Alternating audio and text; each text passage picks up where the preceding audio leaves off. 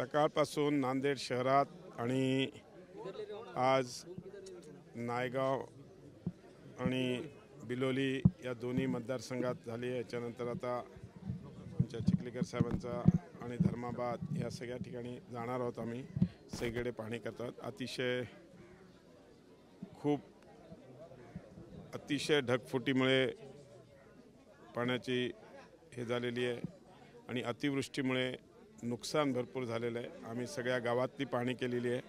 अनेक गावांमध्ये आम्ही जाऊ शकलो, अनेक ठिकाणी जाऊ पण नाही शकलो, पण नक्कीच ह्याचा पूर्ण अहवाल सरकारसमोर मांडून सरकारच्या माध्यमातून जी काय मदत ज्यांच्या घरात पाणी गेलं त्याला ऑलरेडी NDRFच्या माध्यमातून आम्ही मदत करण्याचं कालच माननीय कलेक्टर साहेबांना आम्ही निर्देश दिलेले आहेत आणि बाकी ठिकाणी सगळीकडे सरसकट पंचनामे करायला सांगितलेलं आहे।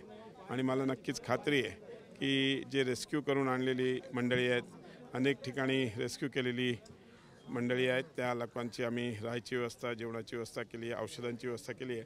अजूनही काही व्यवस्था लागली तर नक्कीच त्यांच्या पाठीशी सरकार या सगळ्या याच्यामध्ये पूर्णपणे लक्ष घालू नये। माननीय मुख्यमंत्री देवेंद्रजी फडणवीस साहेब पूर्ण आढावा घेत आहेत आणि त्यांनी देवेंद्रजींनी सगळ्या ह्याच्यामध्ये पूर्ण सपोर्ट करायचं ठरवलेलं आहे आणि नक्कीच या अतिवृष्टीमुळे ज्या लोकांचं नुकसान झालं आहे त्यांना आम्ही नक्कीच मदत करतो आहे।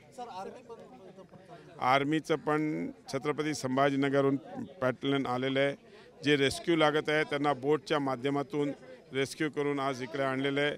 जवळजवळ 300 लोक इकडे आहेत, तिकडे त्या गावात पण कुंडलवाडीमध्ये जवळजवळ 400 लोक आहेत। अशा सगळ्या या लोकांना जेवणाची व्यवस्था, राहायची व्यवस्था आर्मीच्या माध्यमातून आणून त्यांची केलेली आहे आणि व्यवस्था बाकी प्रशासनाच्या वतीने कलेक्टर साहेबांनी आणि CO मॅडम SP यांनी अतिशय चांगली SDM